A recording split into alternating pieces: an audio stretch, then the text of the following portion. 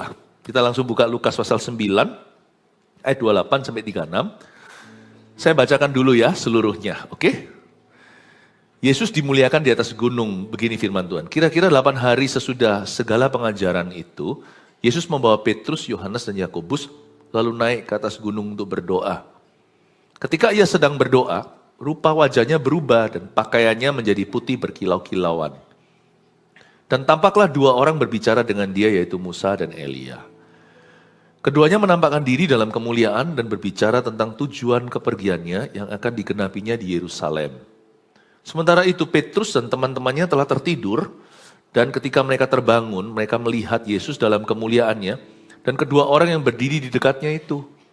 Dan ketika kedua orang itu hendak meninggalkan Yesus, Petrus berkata kepadanya, "Guru, betapa bahagianya kami berada di tempat ini. Baiklah kami dirikan sekarang 3 kemah. 1 untuk engkau, 1 untuk Musa, dan 1 untuk Elia." Tapi Petrus tidak tahu apa yang dikatakannya itu. Sementara ia berkata demikian, datanglah awan menaungi mereka. Dan ketika mereka masuk ke dalam awan itu, takutlah mereka. Maka terdengarlah suara dari dalam awan itu yang berkata, "Inilah anakku yang kupilih, dengarkanlah dia." Ketika suara itu terdengar, nampaklah Yesus tinggal seorang diri dan murid-murid itu merahasiakannya.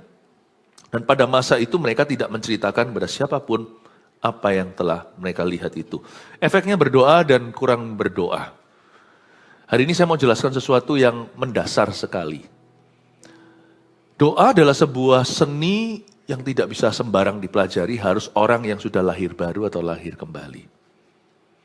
Tapi kalau Anda memang mau mempertajam satu skill, pertajamlah kemampuanmu untuk berdoa. Bukan hanya berguna untuk dirimu di masa-masa krisis atau kritis hidupmu, tapi doa itu sangat berguna buat orang lain juga. Kalau rumah Tuhan disebut rumah doa, jemaatnya nggak bisa berdoa gimana? Bisa berdoa itu penting loh. Karena itu akan nanti menjadi penolongmu di saat-saat kau butuh. Karena jalur dengan Tuhan itulah koneksi sesungguhnya yang kau perlukan. Kalau kita pelihara hubungan dengan orang-orang yang berkuasa atau yang pegang kunci, atau dengan orang tertentu kita melobi, supaya apa? Nggak ketinggalan informasi, jangan sampai nanti ada apa-apa, kita tinggal di gua, kita nggak tahu, lalu kita kena celaka. Padahal sebenarnya sudah bisa dengar-dengaran, apalagi doa. Orang yang paling tahu segala sesuatu di hidup kita, yang sudah ada di masa depan kita itu Tuhan. Tapi kita justru biasanya remehkan dan abaikan. Orang yang smart, cari Tuhan dulu. Dan cari Tuhan selalu. Doa itu penting sekali karena Tuhan yang pegang kunci kehidupan ini. Dan kita tidak bisa jauh-jauh. Onderdil kita semua itu dari pabriknya. Tuhan itulah yang menjadikan kita. Saya mau jelaskan di sini ayat, kalau saya membaca firman, misalnya Lukas 9, itu biasanya satu kesatuan. Saya kalau baca Alkitab nggak suka begini, comot-comot ayat mana, ayat mas itu ya oke. Cuma saya jadi hilang konteks. Kalau Anda baca Lukas 9 ini sungguh-sungguh very interesting. Gini ya, saya kasih sedikit, saya kasih spilling. Saya akan kasih bocoran bagaimana cara saya membaca pasal demi pasal. Tiap pasal itu ya, Yesus ngajar gini kok selanjutnya terjadi mujizat itu ya. Itu nggak ada yang namanya kebetulan. Nggak ada yang namanya kebetulan. Kenapa yang Tuhan sembuhkan itu orang tuli dulu supaya dia dengar firman. Nah waktu saya baca Lukas 9, di sini itu ada satu kejadian yang nanti saya lanjutkan di ibadah berikutnya. Kenapa ada berkat terlewat? Karena murid-murid Yesus pilih tidur daripada berdoa. Nanti bolehlah Anda curiga. Next-nextnya setelah kita baca kejadian di gunung ini. Ketika murid-muridnya milih tidur daripada sembahyang. Anda boleh, kecurigaan Anda akan terbukti bahwa ayat-ayat berikutnya, story-story kemudian selanjutnya. Nanti ya, si rasul-rasul murid Yesus ini kesleo semuanya dalam kehidupan. Nggak berdoa, nggak ada tuntunan. Biasanya malah salah tingkah. Nanti semua yang lainnya itu aduh, kekonyolan demi kekonyolan. Jadi semua perikop ayat-ayat ini ada hubungan dengan cerita berikut. Dan ada hubungan dengan cerita sebelumnya. Tapi terlalu luas dibahas seluruh pasal. Saya kasih bocoran before and after-nya kira-kira seperti apa. Ini adalah cerita tentang doa, bukan tentang Musa dan Elia saja. Bukan hanya Yesus berubah rupa, Tuhan nunjukkan kuasa doa. Efeknya apa kalau kita berdoa? Efeknya apa kalau kita tidak berdoa? Bahkan kurang berdoa pun ada efeknya. Kita akan lihat. Kita lihat dulu ayat 28, kira-kira 8 hari sesudah segala pengajaran itu. Kalau Anda baca ayat sebelumnya itu banyak teachingnya Yesus. Yesus ngajar. Sesudah pengajaran itu Yesus membawa Petrus, Yohanes, dan Yakobus lalu naik ke atas gunung untuk berdoa. Anda harus tahu doa itu selalu akan menjadi hidangan pembuka dan penutup. Sebab kalau kita hanya mentah-mentah baca Alkitab tapi kurang berdoa, bahaya manusia kedagingan ini bisa menafsirkan Alkitab sembarangan. Dan kita punya daging itu cenderung kena jerat, yaitu hukum Taurat. Kita baca itu lalu kita rasa harus. Tapi nanti penerapannya kita salah kaprah karena tidak dituntun oleh Roh Allah, tapi oleh hikmat kita sendiri. Doa itu memang tidak langsung kena ke kognitif kita. Kadang-kadang kita rasa sia-sia lah, ngapain lah kita itu muji Tuhan sampai nangis segala. Loh, nangis itu salah kalau pura-pura. Tapi kalau kita terjama emosi kita ikut-ikutan, I think Tuhan sedang mengurusi emosimu. Allah sedang melakukan sesuatu dan membentuk perasaanmu. Biarkan doa itu nggak langsung ke kognitif atau logika. Itu nanti bagian kebenaran. Tapi kebenaran kalau tidak disertai dengan hidangan pembuka dan penutupnya. Kalau pintu depan, pintu belakangnya bukan doa, nanti kita pasti akan memanfaatkan firman.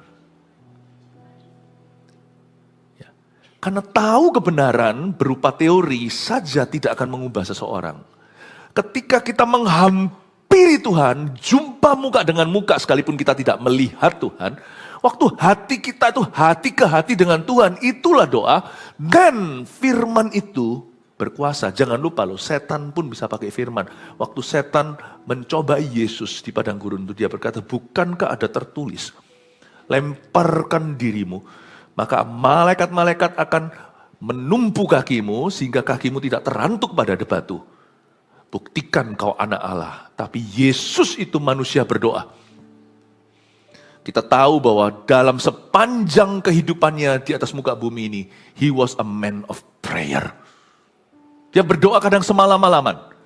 Tapi pagi-pagi murid-muridnya bangun, guru sudah tidak di situ. Di mana? Dia di Taman Getsemani berdoa, bukan hanya saat penangkapan. Itu tempat favorit Tuhan. Saya bersyukur pernah ke Israel, lihat tempat itu. Bahkan tradisi mengatakan bahwa di pohon tertentu itu Tuhan seringkali saat teduh. Karena ada pohon-pohon di situ yang usianya ribuan tahun. Ya kita tidak tahu kepastiannya, tapi kita tahu Tuhan Yesus adalah manusia berdoa. Sebagai manusia yang berdoa, hatinya dituntun Bapa, bukan sekehendaknya. Setan pakai ayat pun Yesus tahu bagaimana melawan. Ini ayat kamu comot sembarangan.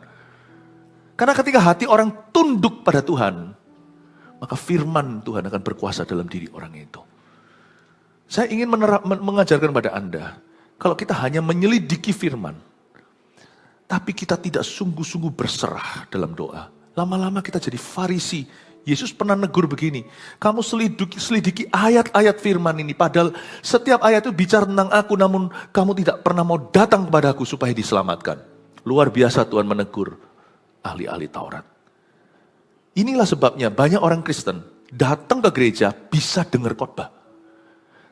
Memang saya tidak ajarkan supaya kita itu mengadili orang berdasarkan penampilan, jangan.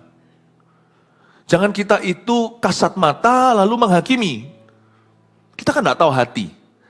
Tapi kita jangan menilai orang lain, nilai diri sendiri. Nah kalau kita pada saat puji-pujian dinaikkan, penyembahan dinaikkan, kita diam. Bukan karena kita mau diam, kita nggak tahu mau ngapa. Dan waktu doa juga kita hanya toleh kanan, toleh kiri. Loh, sekali lagi loh ya, disclaimer dulu. Saya tidak mengajarkan ini agar orang-orang di dalam gereja itu menghakimi orang yang duduk di bangku sebelah. Atau lihat-lihat kanan kiri mata itu jangan jelalat mata. Fokus ke Tuhan. Tapi ada orang-orang Kristen datang ke gereja bisa dengar khotbah, tapi nggak bisa berdoa. Kemungkinan kemungkinannya adalah orang itu adalah orang Kristen tradisional yang tidak pernah sungguh-sungguh lahir baru. Karena itu dia nggak ngerti doa itu apa. Dia nggak connect gitu loh, wifi-nya dengan Tuhan itu nggak connect. Nggak connect. Jangan dihakimi, tolonglah orang-orang itu. Dan sebagai pendeta gembala saya harus menantang terus siapa di sini yang belum lahir baru. Siapa yang belum pernah terima Yesus. Kalau kita belum pernah terima Yesus dalam hati kita ya susah berdoa ngomong sama siapa. Saya pernah zaman dulu, karena saya dari kecil Kristen, saya ngerti ini. Tapi saya hanya Kristen secara lahiriah. Saya tidak pernah lahir kembali. Kristen sejati itu lahir kedua kali, bukan lahir pertama langsung Kristen. Waktu dulu ya, saya pertama kali masuk ke gereja yang bukan hanya nyanyi himnal. Karena zaman dulu saya itu pernah ke gereja, waktu kecil, nggak ada yang salah dengan ini. Cuman saya nggak pernah ditantang oleh kakak-kakak rohani di tempat untuk saya terima Tuhan. Jadi saya nggak ngerti yang namanya menerima Yesus, punya hubungan pribadi dengan Allah, itu saya nggak ngerti semua. Saya kira ya sudah inilah gereja itu liturgi. Jadi dulu kalau kita nyanyi itu bacanya itu buku. Nggak ada yang salah dengan itu sekali lagi, tapi saya nggak pernah ditantang lebih. Jadi kalau kita nyanyi itu nyanyi tentang Tuhan. Singing about God. Ya. Masuk telinga kanan, keluar telinga kiri juga nggak apa-apa. Tapi ketika saya masuk ke sebuah gereja, dulu waktu saya sekolah di Kanada, saya tiba-tiba dijangkau oleh sekelompok orang-orang yang beda dengan cara saya dibesarkan di gereja sebelumnya. Saya nggak ngerti yang gini, karena mereka bukan singing about God, mereka singing to God. Mereka bukan menyanyi tentang Tuhan, mereka nyanyi kepada Tuhan. Mereka bukan mengaminkan doa orang yang berdoa dan berkata amin, amin gitu aja. Tapi mereka semua diajari untuk berdoa kepada Allah. Wah ini susah. Jadi pada waktu saya masuk di tengah-tengah kelompok orang-orang yang Pentakosta ini. Bukan hanya bahasa lidahnya yang membingungkan saya, apa ini? Tapi waktu saya masuk sana mereka semua merem, bukan lihat buku, itu sesuatu yang aneh bagiku. Kami memuji kebesaran-Mu. Semua orang angkat tangan begini, ada yang merem, ada yang nangis. Ajaib Tuhan, ajaib Tuhan. Semua ada juga yang gak merem, melek matanya tapi lihat ke depan. Kami memuji kebesaran-Mu. Ajaib Tuhan, ajaib Tuhan. Saya itu di antara jemaat. Saya lihat teman saya yang janggal saya itu nyanyi sambil lihat ke depan. Di depan ada WL, pemimpin pujian, dan satu rombongan orang. Kami memuji kebesaran-Mu. Saya itu otomatis reaksinya gini. Saya lihat dia ngomong kami memuji kebesaran-Mu, saya lihat WL-nya. Kamu muji kebesaran orang itu. Paham maksud saya? Saya nggak bisa lihat Tuhan dalam suasana itu. Karena sebenarnya meskipun saya Kristen, hatiku tuh sekuler sekali. Zaman dulu. Jadi saya bilang kami memuji kebesaran-Mu. Semua lagi lihat ke depan. Kebesaran siapa, Rek? Saya bilang begitu sama teman saya. Kebesaran siapa? Shh. Saya digituin. Oh ya sudah, ya sudah. Kebesaran siapa maksudmu? Kami memuji kebesaran-Mu. Ada yang merem. Waktu merem saya liatin teman saya sebelah kiri, saya merem. Kamu merem itu kenapa? Ajaib Tuhan. Saya nggak punya hubungan dengan Tuhan. Ajaib Tuhan. Kami memuji kebesaran-Mu. Saya lihat orang sebelah kiri saya. Kebesaran pendetanya. Ajaib Tuhan. Dalam hati saya, siapa Tuhan? Saya Kristen loh ya, lahir saya Kristen. Mama saya sudah antar saya ke gereja. Tapi seperti ini aneh bagi saya. Karena saya ngertinya semua itu hanya liturgi dan baca sesuatu yang sifatnya agamawi. Kita nyanyi tentang Tuhan. But when they're singing to God, I don't have that. Saya tidak punya sesuatu yang mereka miliki. Dulu saya kira mereka gila. Dulu saya kira mereka tidak waras. Apalagi ketika mereka berbahasa roh. Wah sudah dewe-dewe sendiri-sendiri seperti seolah-olah masing-masing itu punya mesbah. Masing-masing itu curhat sama Tuhan. Wah yang kayak gitu saya benar-benar rasa left out deh. Untungnya nggak sepanjang ibadah kayak gitu. Paling cuma 5 menit di tengah-tengah praise and worship. Untung. Tapi saya terus terang merinding. Saya rasa ada something. Ada sesuatu yang mereka miliki yang aku tidak punya.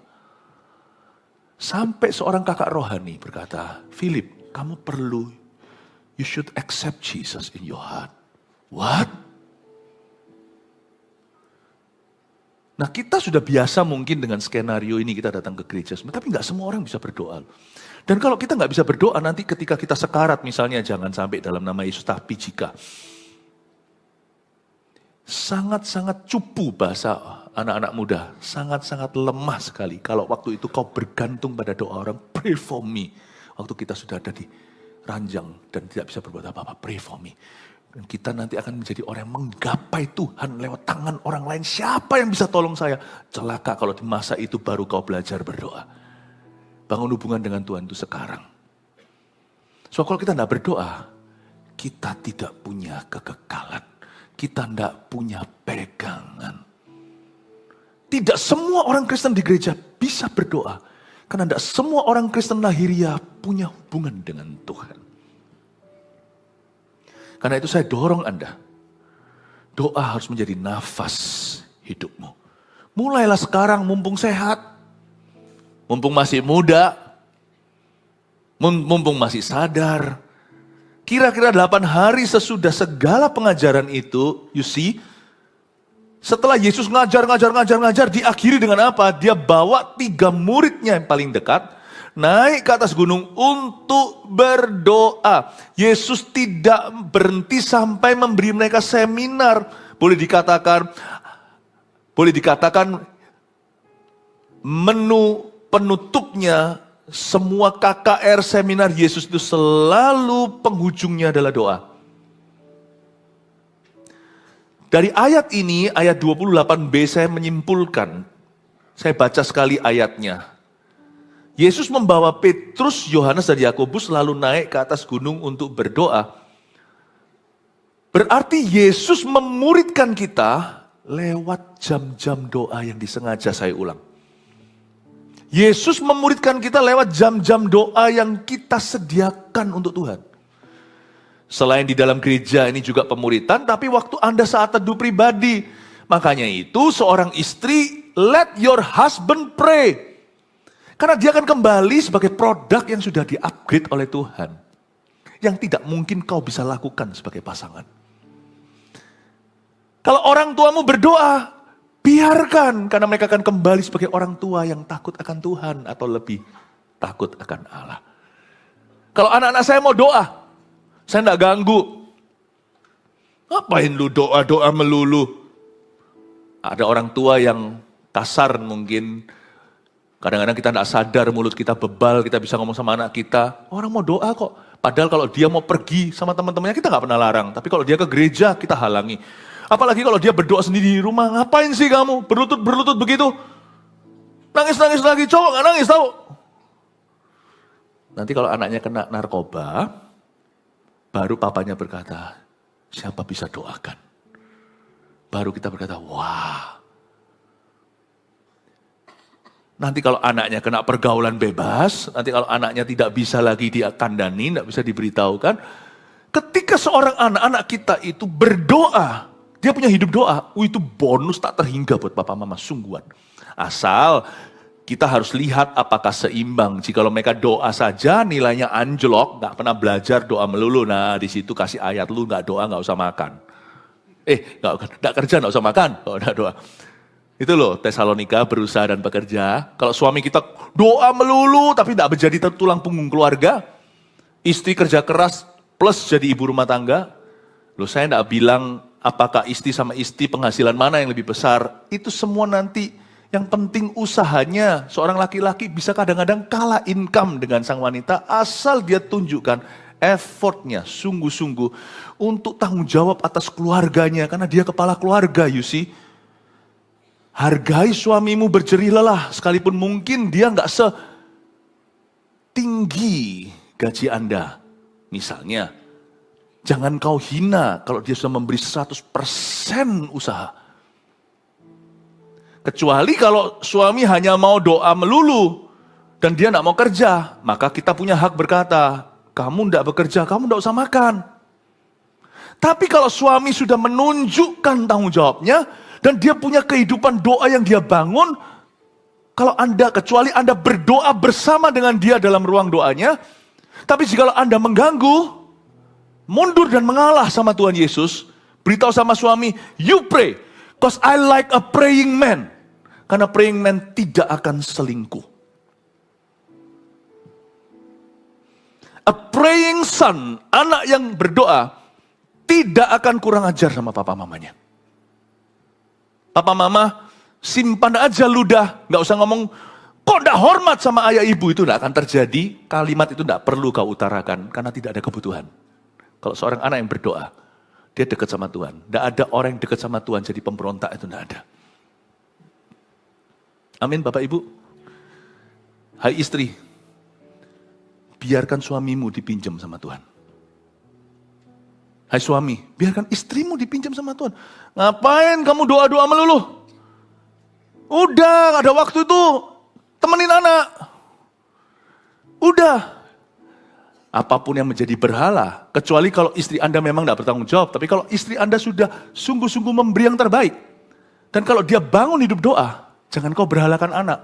Ngapain Tuhan? Anak aja. Nanti justru korsletingnya, kutukan itu kan terjadi antara hubungan anak dan mamanya nanti. Apapun yang kau berhalakan, akan masuk setan di sana. Di mana area tidak kau doakan, itu tidak dikuduskan. Itu pasti menjadi celah dalam kehidupanmu. Let your wife pray. Because she prays, karena dia doa, kemungkinan terbesar efek sampingnya adalah usahamu akan diberkati, hai suami. Gara-gara istrimu takut akan Allah. Gara-gara istri yang takut akan Tuhan, Abigail itu Daud, tidak jadi melakukan suatu kesalahan terbesar dalam pemerintahannya. Bapak, Ibu, Saudara, Yesus itu memuridkan kita lewat jam-jam doa. Tapi kalau kita tidak punya jam-jam doa itu dengan Tuhan, Yesus tidak bisa muridkan kita. Nggak jadi. Nggak jadi. Masa-masa berdoa adalah sesi-sesi dengan Yesus Kristus. Nah pertanyaannya, kenapa kalau ada orang berdoa nggak berubah? Doanya nggak nyampe. Kenapa kalau ada orang yang berdoa tapi munafik hidupnya? Ya tergantung, kalau standar kita terlalu tinggi semua orang harus sempurna, repot. Sang suami tidak pernah doa, mamanya aktif di gereja, dikit-dikit salah, sedikit-sedikit langsung kita tuduh, kita bilang percuma Tuhanmu, padahal hanya karena masakannya keasinan misalnya. Kalau yang nggak prinsip-prinsip banget, come on lah, orang berdoa juga masih manusia, kecuali kalau dia memang hidup di dalam dua dunia, mukanya dua, luar dalam nggak sama. Kalau ada orang kayak gitu, percayalah bukan salahnya doa. Itu orang doa kayaknya, tapi doanya nggak nyampe alias dia pura-pura, itu hanyalah pelarian atau alasan. Anda juga bisa menguji doa orang itu tulen, genuine, apakah sejati. Ya, di sini kan ada orang berkata, aku punya temen tuh aktif tuh doa, pendoa sekali dia. Apa-apa doa. Tapi lihat itu. Dia memang sengaja sana sini merugikan orang-orang. Di mana dia bekerja, dia korupsi di situ. Lihat dia doa, tetapi lihat dia di luar sana kelakuannya. Dia berzina. Dia nggak setia sama pasangannya. Dan kayak gitu jangan percaya. Dari buahnya, bukan dari doanya, kau tahu satu pohon. Kau nilai pohon itu dari buahnya. Orang itu kalau berdoa benar, sungguh-sungguh doanya nyampe sama Tuhan. Artinya doanya nyampe itu dia waktu doa itu sungguh-sungguh dimuridkan. Dia doanya itu bukan hanya kamuflase atau hanya sebagai hiasan. Kalau orang itu doa sungguh-sungguh, dia konsentrasi penuh dengan Tuhan, itu dia bawa hidup. Tuhan pasti akan obrak-abrik hidupnya, percayalah. Kita kalau doa yang nyampe sama Tuhan itu doa yang begini loh, yang doa yang masuk ke hadirat Allah. Yesus muridkan kita di jam-jam doa kita itu. Tuhan sungguh-sungguh muridkan kita. Yang kayak gitu tuh doanya sungguh-sungguh. Ya. Tapi orang yang nampaknya berdoa tetapi hidupnya tidak keruan. Jangan kau mudah percaya. Anggaplah doanya hanya pura-pura. Tapi ya jangan keterlaluan. Dikit-dikit ada orang itu yang selalu cari salahnya anggota keluarganya yang Kristen. Wah, selumbar dicari padahal di mata orang. Padahal sebalok di matanya itu nggak kelihatan. Nah yang gitu ya kita harus balance ya, kita harus seimbang. Tapi kalau itu sesuatu yang cengli, ya kita ngerti. Tapi kalau itu sesuatu yang tidak lumrah, kita lihat orang itu kayaknya doa, tapi di luar dia main wanita, padahal dia sudah beristri. Don't believe a thing that he's praying to God. He's using God's name in vain. Jangan percaya kalau dia berdoa kepada Tuhan, tapi justru sebaliknya dia memanfaatkan Tuhan. Dia memanfaatkan Tuhan, dia menyebut nama Tuhan dengan sembarangan. Amin Bapak Ibu. Tapi kalau Anda sungguh-sungguh berdoa, ingatlah bahwa Yesus yang membawa Petrus, Yohanes, Yakobus naik ke atas gunung untuk berdoa, Yesus perlu waktu-waktu doa untuk memuridkan Anda. Kalau Anda tidak provide waktu itu, Anda juga tidak akan alami pemuritan Yesus dalam hidupmu. Saya ingat waktu saya nggak bisa tiap hari saya mesti berdoa. Kalau saya tidak dimuridkan Tuhan di jam-jam doa saya, celaka. Saya ini orangnya keras. Saya masih ingat kok, apalagi dulu-dulu waktu saya baru bertobat.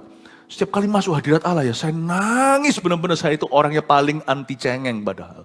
Nangis kalau kadang langsung nyanyi 2-3 lagu atau lagu keempat, gimana saya pakai gitar ala kadarnya, kunci-kuncinya sebisanya.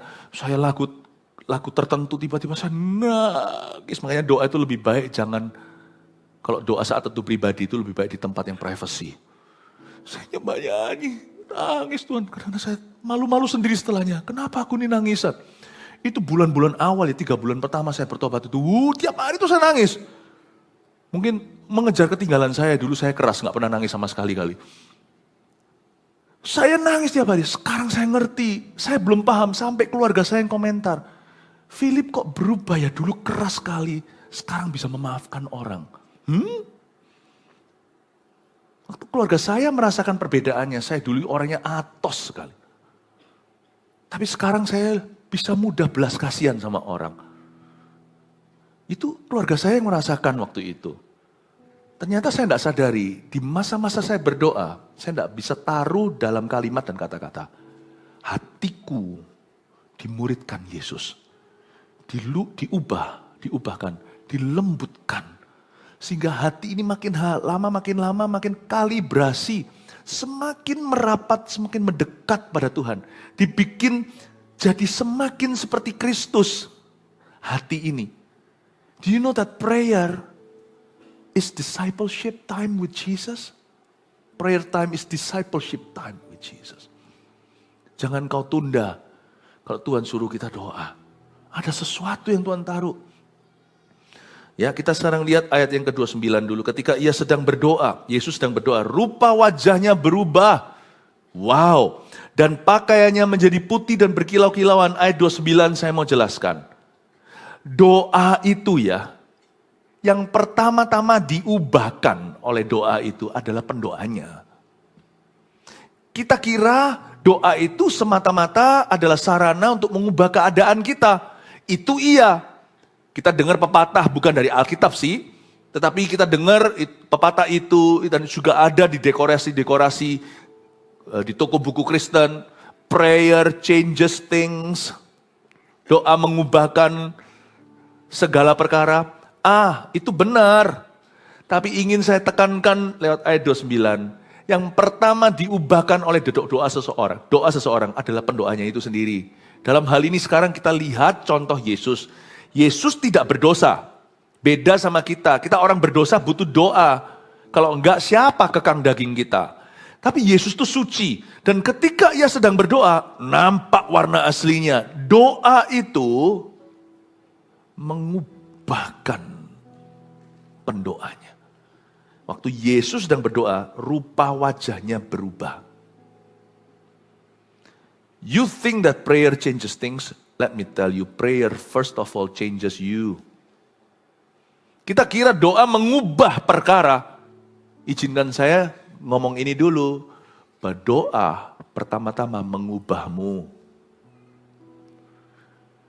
Saya cerita tadi, saya nggak sadari, orang tua yang menyadari.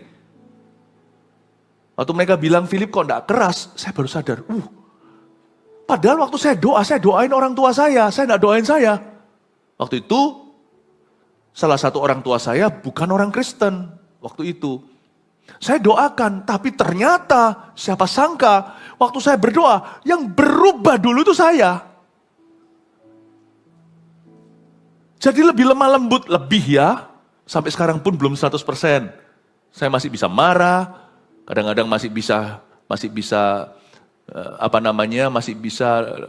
membantah Tuhan. Tapi I'm getting there. Makanya saya tidak mau putus doa. Sekalipun saya tahu sejak saya terima Yesus mati pasti masuk surga. Tapi kan saya masih hidup di dunia dalam daging dan darah. Saya masih terus perlu diubahkan. Seperti Yesus berubah rupa. Kalau Yesus bukan berubah dari orang berdosa jadi orang suci. Yesus tanpa dosa. Coba lihat ketika beliau berubah rupa. Wajahnya itu berkilau ya kan. Doa itu membawa yang namanya the image of God in your life. Itu justru nyala. Doa itu mengubah sang pendoanya. Lalu gak hanya berhenti sampai mengubahkan orang itu. Pakaiannya menjadi putih, berkilau-kilauan lagi. Ada yang namanya efek kekudusan ketika seseorang berdoa.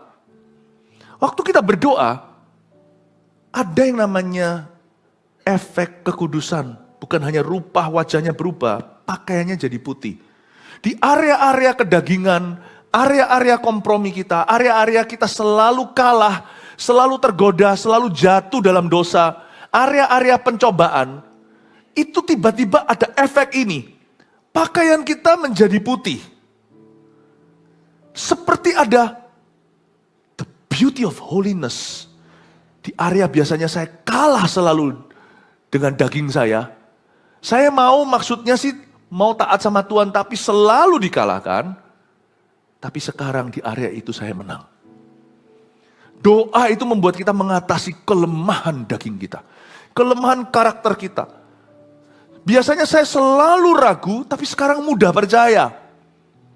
Tiap hari saya selalu mulai hari saya dengan berdoa berbahasa roh. Itu sebuah karunia, saya tidak sesali. Itu indah, itu berguna. Malam hari sebelum saya tidur, saya berbahasa roh lagi. Itulah setiap hari disiplin rohani. Saya selalu mulai hari dengan Roh Kudus, mengakhirinya dengan Roh Kudus. Karena saya tahu saya tidak bisa percaya diriku. Kalau saya percaya pada diri saya, saya tidak tahu saya berakhir jadi apa. Pakaian menjadi putih itu berarti ada efek kekudusan. Ada kuasa di area-area kelemahan. Di mana bajuku itu seperti dicuci. Aneh ketika kita berdoa, kita bisa mengalahkan pencobaan. Ketika kita kurang berdoa, bukankah Yesus berkata gini sama murid-muridnya? Roh memang penurut, daging itu lemah. Berdoalah supaya kamu jangan jatuh dalam pencobaan. 3 kali Tuhan ngomong begitu, waktu murid-muridnya pilih tidur di Getsemani. Padahal Yesus sudah mau diserahkan. Karena mereka tidak berdoa, ya lumrah. Petrus menyangkali 3 kali sebelum ayam berkokok 2 kali. Yohanes salah satu yang diajak doa malah bobok pulas. Nanti Yohanes itu ketika Yesus ditangkap, dia juga hampir ketangkap. Dia lari dan tinggalkan jubahnya, bajunya. Ada satu murid yang lari telanjang, tahu nggak? Malu banget. Kalau kita tidak berdoa nanti kita tidak akan ready untuk pencobaan di depan, tantangan. Dan terutama kita nggak akan siap untuk apa yang Tuhan mau lakukan di hidup kita dan orang lain. Doa itu sebenarnya mungkin kita tidak tahu segala sesuatu. Waktu kita doa itu rasanya apa sih buang-buang waktu? Daripada begini lebih baik kan kerja. Time is money. Makanya itu saya nggak mau ngeflow soal doa. Soal doa itu saya punya set waktu. Saya disiplin tidak kurang tidak lebih. Karena saya tidak berada dalam sebuah perlombaan 100 meter atau sprint. Saya dalam maraton. Hidup saya itu seumur hidup harus doa. So saya tahu saya siapa. Saya tahu saya siapa sebelum saya kenal Tuhan. Saya tahu saya masih bisa jadi siapa kalau hari ini saya jauh dari Tuhan. Saya tidak boleh percaya pada dagingku. Saya harus percaya pada Yesus di dalam diriku. Karena itu saya harus hidupkan manusia roh saya. Karena saya tahu bahwa saya itu seumur hidup perlu membangun hidup doa yang benar-benar konsisten dengan Tuhan. Saya tidak mau nafsu di depan, doa 5-6 jam, lalu habis itu 6 tahun gak doa. Atau saya tidak mau kurangi sebentar, hari ini kurangi 5 menit, lama-lama akhirnya pun tidak berdoa. Karena saya tahu hidupku maraton, saya harus konsisten dan konstan dengan Tuhan. Saya selalu dibuka dengan saya menyapa Roh Kudus, dan selalu ditutup dengan saya menyapa Roh Kudus. Karena saya tahu pakaian saya hari ini masih putih, itu karena kuasa doa yang dibangun secara sengaja. Sebab kita semua, kalau hari ini kurang berdoa, kita pun nanti akan melihat kebangkitan daging kita. Dan daging itu bau, daging itu basi. Tidak ada yang baik, makanya tidak disebut buah-buah daging, kasih, sukacita, damai sejahtera, itu buah roh. Roh dengan R huruf kecil. Memang Roh Kudus, tapi roh kita yang membuahkan. Karena kita bersekutu dengan roh Allah. Buah daging itu bukan kasih, bukan sukacita, damai sejahtera, kesetiaan, penguasaan diri, bukan. Buah daging itu amarah, pesta porah, perzinahan, pembunuhan, iri hati, itu buah daging. Karena saya tahu kita semua adalah keturunan Adam dan Hawa. Kita pastikan manusia roh kita yang memimpin di depan. Hiduplah oleh roh, Roma 8. Maka kamu tidak akan mengikuti hawa nafsu daging. Dosa itu susah ditolak kalau hanya ditenging-tenging doang. Setannya gampang.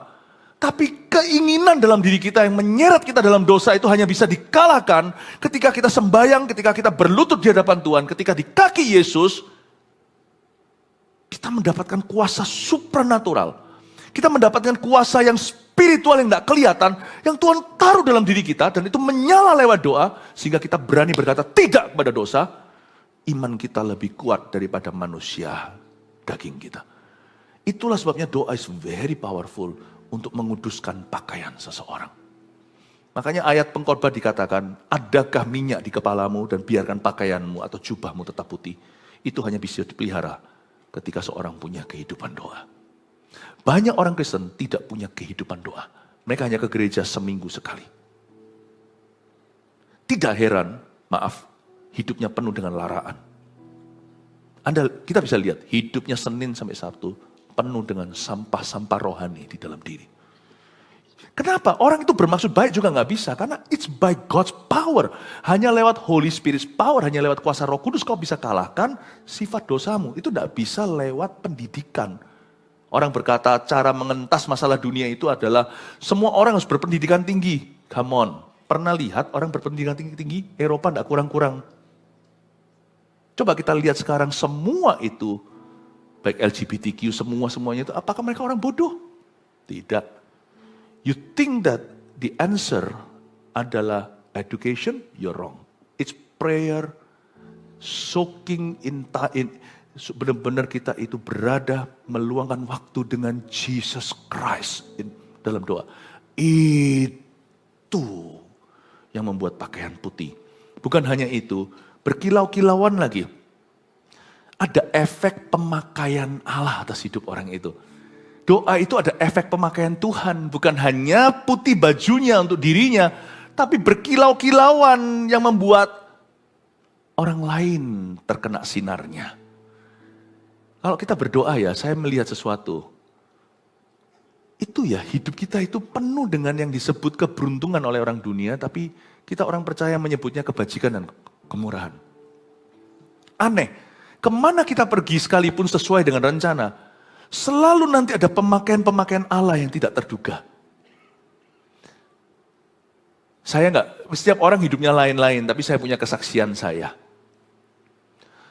Saya misalnya, tak lama yang lalu kita ada acara full timer waktu itu di Kota Batu.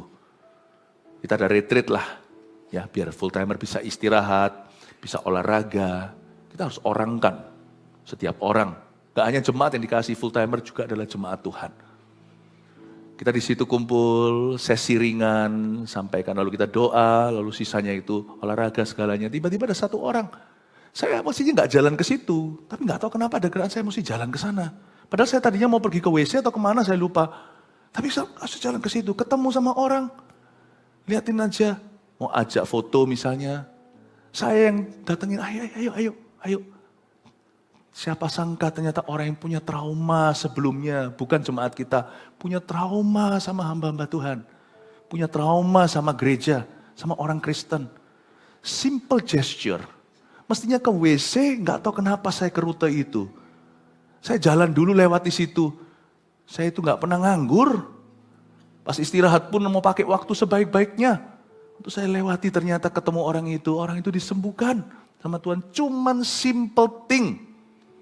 Ramah dengan seseorang yang saya nggak kenal. Ternyata orang itu sembuh dari traumanya. Nah, saya dengar-dengar sekarang sudah bergabung dengan gereja kita jadi jemaat yang baik dan bertumbuh. Saya ngomong sama Tuhan, yang kayak gini itu enggak bisa dalam perencanaan pelayanan. Agenda saya enggak tertulis mau ketemu orang itu jam itu. Di mana? Enggak tertulis. Tapi kalau kita doa itu ada kilau yang kita enggak sengaja. Publik figur pun ya hanya tahu secara realita universal, secara umum. Tapi detil-detil itu semua Tuhan yang atur, tahu enggak? Tuhan itu yang atur small steps kita. Langkah-langkah kecil kita itu Tuhan yang atur. Saya ngomong sama Tuhan, Apapun tujuan ilahi di baliknya, saya nggak mau loh Tuhan, meluangkan 1 hari tanpa kilauan yang dari Engkau. Saya minta Tuhan memakai hidupku kemanapun aku pergi, di mana aku berada. Pakailah saya Tuhan. Pengalaman gitu banyak dalam hidup saya. Saya pernah sekali waktu di Singapura, lagi pelayanan. Itu jalan di Takashimaya situ. Lucu sih, kadang-kadang itu nggak ada artinya, bukan soal sorga dan neraka. Saya tidak kepingin, udah lapar nih, udah tahu makanan mau dituju, misalnya kita mau makan nasi ayam di mana gitu ya, misalnya ya. Bisa saya kepingin masuk ke mall itu, saya itu bukan orang yang nge-mall. Ya, lalu habis itu datang ke sana, khusus ajak keluarga saya, borong-borongan semuanya, cuma masuk lewat food court-nya Takashimaya situ, keliling, balik lagi keluar untuk pergi ke restoran, ngapain? Ternyata ketemu sama satu orang yang kemarin berdoa, Tuhan kalau Engkau mengasihi aku pengen ketemu Pastor Philip. Mau foto, ampun. Fotolah kami, cepet. Enggak nyembuhkan trauma apa-apa. Tuhan cuma mau jawab dalam, bukan, itu bukan pelayanan, saya lagi liburan. Liburan pun enggak sangka saya sedang dipekerjakan. Tapi saya enggak keberatan. Saya ngomong sama Tuhan, kalau itu bagian dari kilauan, saya sebagai public figure beda dengan setiap orang. Tapi setiap kita pasti ada kilauan yang Tuhan sediakan. Doa itu membuat kita itu kebentur dengan hal-hal yang kita enggak sengaja. Beberapa orang itu berarti ketemu jodohnya. Beberapa orang itu ketemu orang-orang yang jadi jawaban nanti dalam bisnisnya. Justru ketika kau cari dengan usahamu, kau tidak akan menemukan. Justru kalau Anda nemukan dengan kedagingan, Anda pasti akan temukan semua yang salah nanti. Tapi kalau kita belajar berserah di jam doa, nanti langkah kita itu dituntun tanpa kesengajaan kita. Kebajikan kemurahan itu mengikuti kita, bukan kita usahakan. Itu yang dunia katakan kebetulan. Atau dunia katakan keberuntungan. Itu yang terjadi nanti. Dalam konteks kita beda-beda. Mau pendeta, ibu rumah tangga, semua itu ada kilauan yang diberikan hanya when you are on the mountain of prayer of your life. Hanya orang yang naik ke gunung doanya. Gunung doa ini bukan lokasi geografi, gunung doa ini disiplin doa yang tinggi. Hanya orang yang punya kehidupan doa itulah yang akan mengalami kilauan di gunung transfigurasi dengan Yesus. Saya ngomong sama Tuhan, bolak-balik cerita seperti ini dalam kehidupan saya. Aku tidak mau loh Tuhan Yesus hanya mengalami apa yang disengaja oleh manusia. Ada efek pemakaian Tuhan di atas orang-orang yang berdoa. You ask that in your life. Waktu doa, makanya itu jangan pernah berkata doa itu buang-buang waktu. Doa itu masuk ke waktu yang beda. Setelah kau doa, tanpa kau sadari, kau masuk sudah dalam kairos atau waktu ilahi. Doa itu membuatmu masuk ke divine timing. Itu alamnya beda sudah. Saya dorong Anda, jangan lewatkan jam doamu. Sungguhan. Berdoalah sebelum kau bekerja. Milikilah mesbah doamu dan dengan keluargamu. Dan waktu doa di gereja, itu luar biasa. Kebaktian ini juga jam doa. Bangun hidupmu. Waktu kita lagi doa, jangan ini. Kebaktian itu bukan show, semua orang lihat ke depan. Kami memuji kebesaranmu, kebesaran siapa sih? Waktu kita datang sama-sama doa secara korporat itu powerful.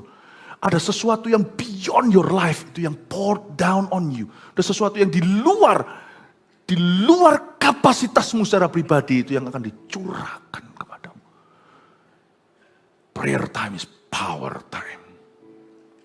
Amin Bapak Ibu. Ayat 30, dan tampaklah 2 orang berbicara dengan dia yaitu Musa dan Elia. Percayalah kalau Anda berdoa tiba-tiba ada Musa dan Elia, kemungkinan bukan mereka. Ini Musa dan Elia ini adalah apa yang mereka representasi, apa yang mereka wakili.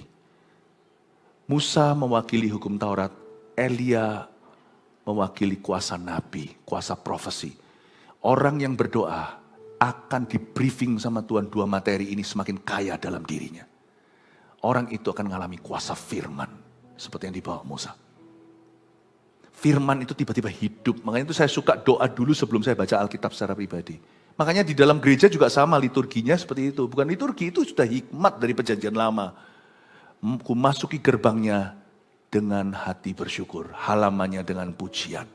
Anda tidak masuk langsung belajar teologi. Anda masuk itu memuji. Makanya itu kalau datang ke gereja jangan hanya untuk khotbahnya, peduli amat yang khotbah siapa. Datang ke gereja itu memuji Tuhan. Karena akan beda ketika Anda masuknya dengan roh doa. Pulangnya dengan roh doa. Itu beda banget.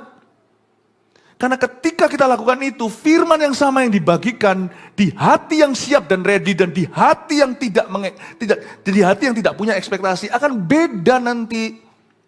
Tapi di hati yang haus dan lapar, hati yang sudah dipenuhi dengan roh doa sebelumnya, Anda akan mengalami kuasa firman seperti waktu Tuhan bicara sama Musa. Akan terjadi fulfillment of the word. Ini bukan hanya the preaching of the word, ya, bedain. Yang namanya pengajaran firman itu luar biasa. Tahu nggak, yang sama luar biasa, lebih luar biasa, tapi yang berikut ini hanya diberikan kepada mereka yang sungguh-sungguh punya roh doa ketika dengar firman. Penggenapan firman. Listen to me. That is God doing, not humans doing. Not human doing. Itu hanya Allah. Fulfillment of the word. Itu hanya pada orang-orang yang hatinya penuhi dengan roh doa. Waktu menerima firman. Itu beda. Itu beda sekali.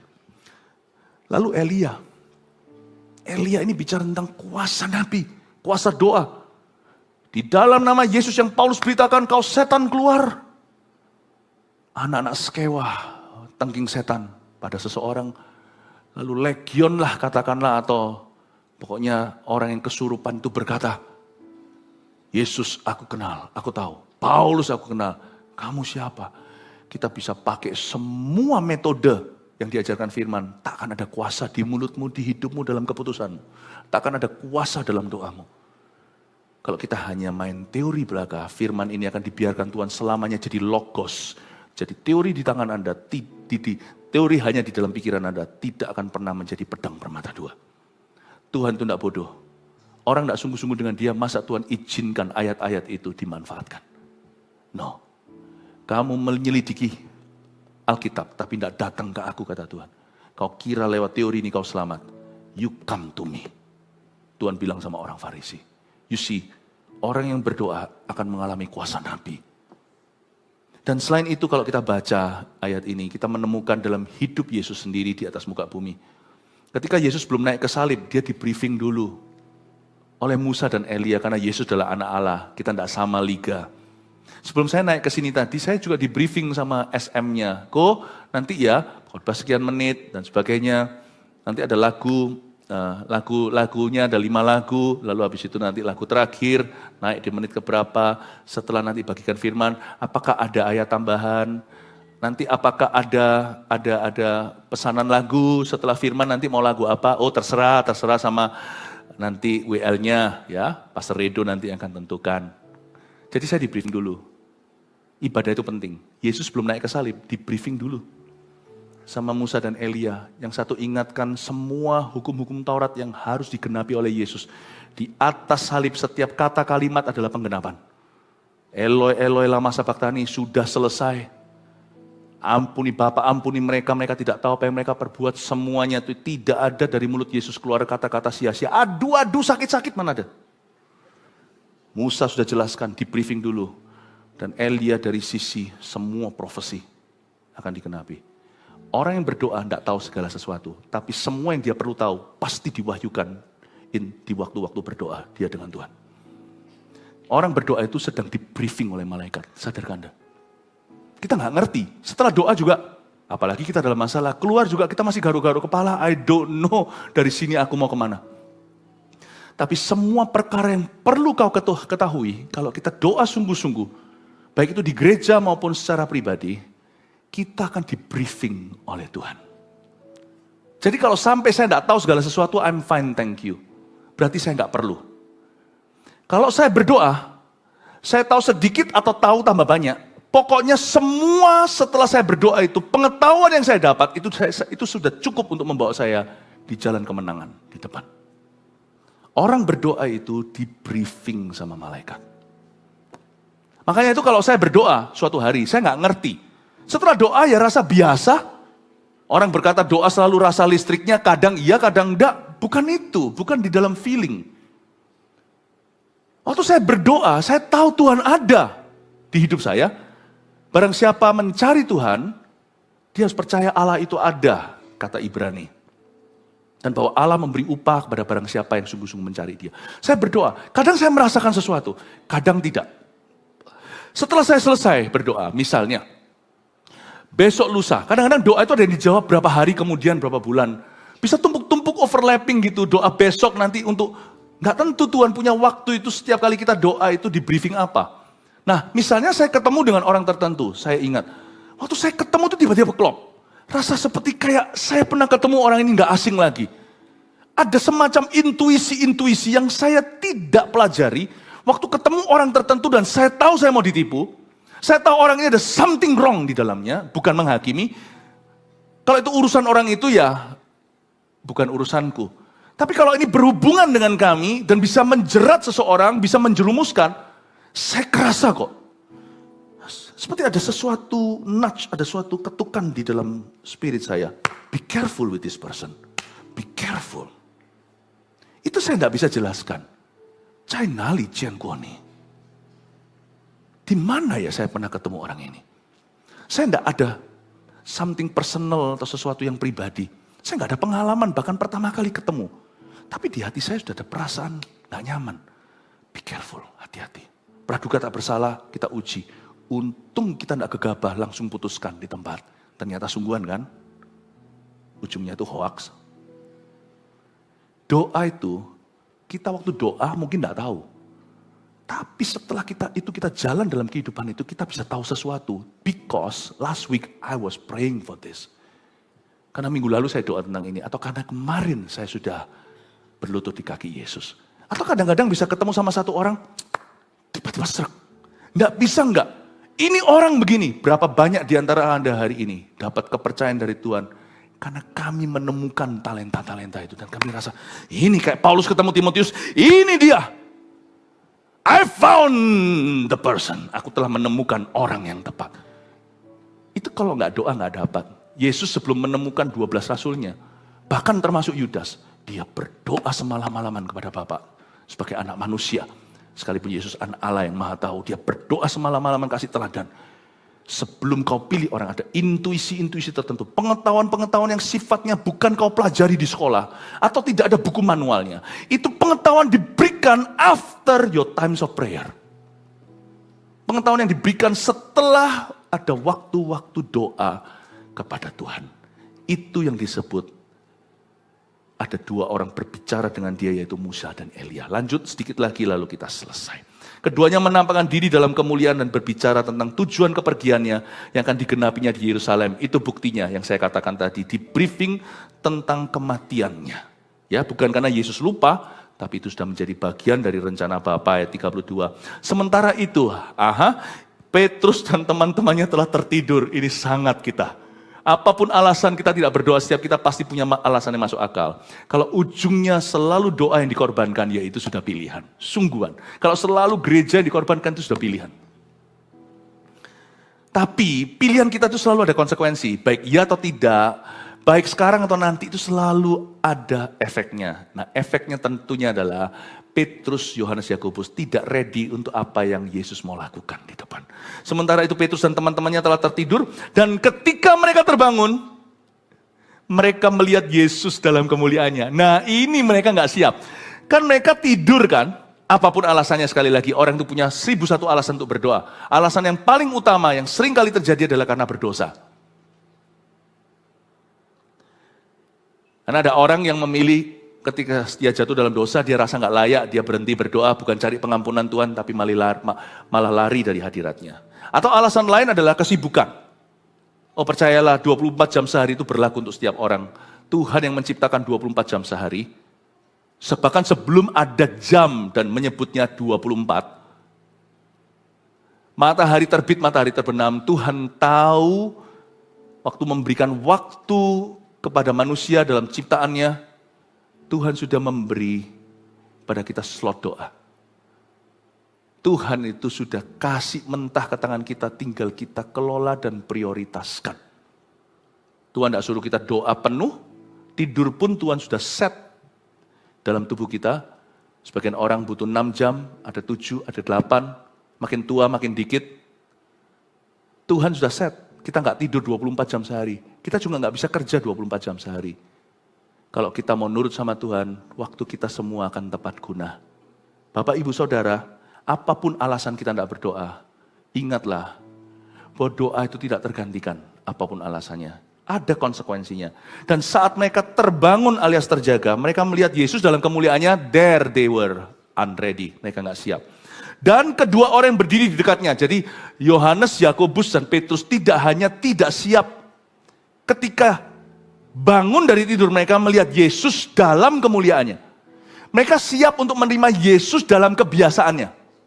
Tapi menerima Yesus dalam kemuliaannya, they were not ready. Mereka tidak bisa memaksimalkan, tidak bisa memanfaatkan dengan baik dan benar, kairos-kairos atau glory-glory, kabot-kabot, kemuliaan-kemuliaan berikutnya, atau perkara-perkara ilahi yang akan segera dihidangkan di depan mereka. Mereka tidak siap. Dan bukan hanya mereka tidak siap ketemu Yesus dalam kemuliaannya, mereka juga tidak siap ketemu sama dua orang yang berdiri di dekat Yesus. Orang yang tidak berdoa, mereka tidak akan siap untuk perkara ilahi yang segera akan tiba. Sehingga misalnya perkara ilahi itu dibungkus pandemi atau dibungkus apa kejadian di dunia itu, mereka nggak akan siap untuk meresponinya sebagaimana yang Tuhan kehendaki dan rencanakan atas hidup mereka. Biasanya justru akan membuat kesalahan-kesalahan yang fatal di saat-saat yang sangat penting di dunia ini dan dalam hidup mereka. Dan yang lainnya lagi, mereka nggak siap untuk orang-orang yang penuh Roh Kudus yang Tuhan akan utus, yang akan dipakai Tuhan untuk menambahkan sesuatu dalam hidup mereka. Sebab orang yang kurang berdoa atau tidak berdoa biasanya akan membela orang yang salah dan menganiaya orang yang salah. Renungkan. Orang yang tidak berdoa, Tuhan akan disebut hantu, hantu akan disebut Tuhan.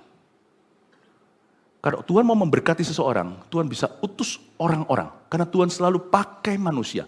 Dan orang yang tidak berdoa cari Tuhan, seperti Cornelius waktu ketemu Petrus, dia siap karena dia berdoa sekalipun pengetahuannya masih terbatas, dia belum kenal Injil, belum ada orang yang beritahu. Tapi waktu dia berdoa, Tuhan tunjukkan, kamu akan ketemu seorang hamba Tuhan, kirim bawahanmu untuk jemput dia di jalan tertentu, namanya Simon, yang sekarang ada menginap di rumah orang lain yang namanya Simon, si penyamak kain, penyamak kulit, maaf. Kamu pergi ke sana waktu Cornelius ketemu Petrus, dia tahu bahwa ini utusan Allah. Kalau dia nggak berdoa, dia akan salah sangka. Ketemu Petrus malah dianiaya. Orang yang tidak berdoa atau kehidupan doanya sudah ada, biasanya akan membela orang yang salah dan menganiaya orang yang salah. Yang dia bela justru orang-orang yang tidak utus. Yang dia aniaya justru orang-orang yang Tuhan utus. Karena orang-orang itu tidak akan siap untuk menerima kedua orang yang berdiri di dekatnya itu. Nah, disinilah banyak berkat yang missing di hidup kita, bukan karena Tuhan tidak beri, tapi karena kita luput dan salah meresponi. Paham ya? Ada berkat yang luput, bukan karena Tuhan tidak pernah buat lewat, tapi luput karena kita salah sangka. Ya ampun, ternyata utusan Tuhan. Yang satunya, ya ampun, ternyata ini musuh Tuhan yang selama ini kubela. Karena orang yang tidak berdoa tidak akan punya discernment in the spirit. Dia hanya bergantung logika, kepandaian, dan pengalaman masa lalu yang gak cukup. Buktinya kita masih hidup hari ini, nanti masih mati kemudian hari. Berarti semua pengalaman di belakang itu bukan Tuhan. Dia hanya bisa memberi pelajaran berharga dan bisa memberi kita pengalaman terbatas. Karena baik maupun buruk di belakang tidak bisa menjamin kau salah atau benar di depan. Kita butuh Tuhan. Tapi orang yang tidak berdoa tidak akan punya discernment, tidak punya karunia membeda-bedakan dalam roh. Dia menilai segala sesuatu termasuk Yesus pun dinilai secara lahiriah. Dia tidak akan bisa menilai perkara-perkara Allah karena dia buta. Karena manusia rohnya tidak dicelikan, dia hanya bergantung logika, bersandar pada pengertiannya sendiri, pada pengalamannya, pada pendidikannya, dan siap ini seluruh orang-orang seluruh dunia bergantung ini. Dan bergantung survei membuktikan. Itu aja, at top semuanya itu survei. you have no lead from heaven. Tidak akan tuntunan dari atas. Makanya itu seorang pebisnis yang takut akan Tuhan, yang sudah dicelikkan mata rohaninya, harusnya tahu. First thing first you hold on to every morning is the Bible. Hal pertama yang kau dapatkan tiap pagi itu ini. Ibu rumah tangga harus tahu, parenting itu beda. Anak 1, anak 2, anak 3, anak cuma 2 doang. 1 dengan 2 aja beda, anak 1 aja setiap musim dia bisa berubah-ubah. Kayak gak kenal anakku ini dulu 14, umur 14 gak begitu, sekarang umur 16 kok beda. You need Jesus. Amin Bapak Ibu. Dikit lagi ya, dan ketika kedua orang itu hendak meninggalkan Yesus, Petrus berkata kepadanya, Guru, betapa bahagianya kami berada di tempat ini. Baiklah kami dirikan sekarang 3 kemah, 1 untuk engkau, 1 untuk Musa, 1 untuk Elia. Ini lucu, saya tidak berani menghina, karena saya sendiri mungkin akan begitu. Kalau tidak berdoa, muncullah yang namanya orang yang latah di hadirat Allah. Itu kalau bahasa Gen E-nya hari itu yapping. Mungkin anak kecil tahu ya, stop yapping. Yapping itu ngomong tapi nggak ada maknanya, nggak ada bobotnya. Yapping, bla bla bla bla bla bla bla gitu loh. Lama-lama doa kita cuma bla bla bla bla. Kalau kita nggak punya hubungan dengan Tuhan itu bla bla bla. Doa itu bukan soal panjang pendeknya, tapi doa itu bisa sungguh-sungguh sangat ridiculously missing the target. Itu sungguhan. Doa itu ya, orang itu kalau nggak ngerti hati Tuhan, nangkep ya, orang itu bisa minta yang salah dan benar-benar bisa melesetnya itu jauh dari kehendak Allah, sungguhan. Makanya itu saya nggak berani jauh dari Tuhan, karena kita cenderung nanti yapping, kata-kata kita nggak ada kuasanya. Ngomong sama setan yang menguasai seseorang dalam nama Yesus pun setannya takut sama Yesus, tapi dia berkata, you're just yapping using Jesus name. Kamu cuma pakai nama Yesus aja ngomong latah, ngomong sembarangan. Tapi Petrus tidak tahu apa yang dikatakannya itu. Betul sekali ayat 33, ayat 34. Sementara ia berkata demikian, datanglah awan menaungi mereka. Ketika mereka masuk ke dalam awan itu, takutlah mereka, ini dia. Tuhan hendak menunjukkan sesuatu, kalau kalian mau jadi rasul yang dipakai oleh aku, murid yang diurapi, Yesus berkata begini, ini hari itu diajari, kalian harus ditelan oleh awan kemuliaan. Kedaginganmu harus ditelan sama awan kemuliaan. Selama dagingmu yang bicara, I will ignore you. Aku akan abaikan kamu. Tuhan berkata, aku akan ignore you. Lihat ya, Yesus gak respon. Ini lucu sekali karena setelah mereka ngomong, Petrus kan ngomongnya yang itu. Dia gak tahu dia ngomong apa. Guru, tak siapin ya tenda pramuka, 1 untuk engkau, 1 untuk Musa, 1 untuk Elia. Coba lihat ayat 34. Belas sama sekali tidak ada reaksi dari Tuhan. Tuhan tidak merespon. Pernahkah Anda merasakan hidup kita, proyek kita Tuhan tidak responi? Karena apapun yang tidak dari hasil doa, itu adalah yapping ke sorga. Dan Tuhan tidak responi. Tuhan seperti, tidak seolah-olah tidak ada yang terjadi. Jangan marah loh kalau kita itu di ghosting sama Tuhan.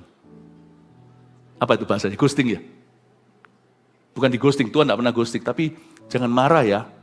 Jangan panas hati kalau kita seperti didiemin sama Tuhan. Sebab Tuhan tidak bertanggung jawab untuk meresponi segala sesuatu di hidupmu. Apa yang dibangun oleh daging, Tuhan tidak terlibat di dalamnya. Bapak, Ibu, Saudara, Pak Petrus itu didiamkan sama Tuhan. Dan sementara ia berkata begitu, awan telan dia. Kalau Tuhan mau bekerja lebih dalam hidupmu, dagingmu harus dikikis. Dan tahu gimana caranya daging bisa dikikis? Lewat jam-jam doa, itu terkikis. Beratnya ketika di dalam doa. Aduh, waktu kok berlalu lama sekali. Aduh Tuhan, aku harus belajar percaya, belajar menunduk, belajar berserah. Padahal serasa diburu-buru waktu, hidupku sedang terhimpit sesuatu. But aku harus berlutut di kaki Yesus. How hard it is. Saya dikikis sebab saya tahu kalau daginganku tidak dikikis. Dan paling bagus dikikis di saat-saat momen-momen doa. Tuhan tidak bisa berbuat lebih dalam hidup saya. Saya harus ditelan oleh awan. Tiang api, tiang awan itu kemuliaan Tuhan. Maka terdengarlah suara dari dalam awan itu berkata, inilah anakku yang kupilih. Submit to him. Dengarkanlah dia. Gak ada itu dalam suara itu, terima kasih Petrus untuk tenda pramuka yang kau tawarkan. What a good idea. Atau berkata, lain kali idenya lebih bagus ya, jangan yang biasa. Nggak ada, Tuhan nggak gubris. Dia langsung berkata, kamu mau dipakai Tuhan. Kamu mau melihat pemakaianku dalam hidupmu, dalam bisnismu, dalam tempat kerjamu, dalam keluargamu. Kamu mau? Tuhan berkata, inilah anakku yang kupilih, catat itu. Dengarkanlah dia, spend time with him. Luangkan waktu dengan dia. Ketika suara itu terdengar, nampaklah Yesus tinggal seorang diri dan murid-murid itu merahasiakannya. Dan pada masa itu mereka tidak menceritakan kepada siapapun apa yang telah mereka lihat itu. 3 poin sini dengan ini selesai. Terima kasih untuk kesabaran Anda. Nomor 1. Efeknya berdoa dan efeknya tidak berdoa. 1, doa mengubah pendoanya dan menguduskannya untuk pemakaian Allah. Ini dia. Yang pertama berubah adalah pendoanya. Itulah sebabnya jangan khawatir. Pastor Philip, saya mau doa tapi saya tidak tahu bagaimana berdoa. Pastor Philip, saya mau berdoa, saya tidak fasih lidah. Trust me, bukan lidahmu yang jadi target utama Tuhan. Hatimu. 2, orang yang kurang berdoa tidak siap untuk menangkap perkara Allah selanjutnya. Catat, termasuk tidak akan siap ketemu dengan orang-orang yang Tuhan utus. Dan masalahnya Tuhan itu bukan hamba kita. Jadi kalau Tuhan utus, itu gosong. Nggak ada jaminan Tuhan utus lagi. Meskipun Tuhan itu selalu punya plan B kalau orang bertobat, iya. Tapi jangan cobai. Usus kilaf-kilaf Tuhan lagi, kirim lagi. Nggak tentu, kadang-kadang ada berkat yang lewat. Kalau kita nggak menangkapnya, ya sudah lewat. Sudah lewat.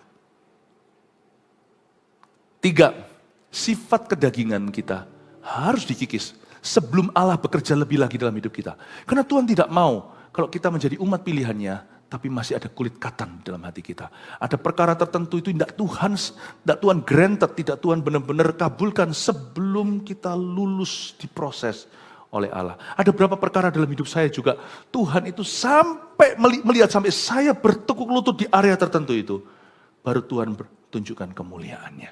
Semoga ini jadi berkat buat Anda dan membuat Anda semakin sungguh-sungguh ketika Anda berdoa baik di gereja maupun ketika Anda berada di rumah. God bless you, mari kita semua bangkit berdiri. Makasih Tuhan. Berikan tepuk tangan untuk Tuhan Yesus. Nyanyi apa ya Redo? Tadi sudah di briefing soalnya kamu yang nentukan lagunya. Hadiratmu ya Bapa, ku datang dengan penuh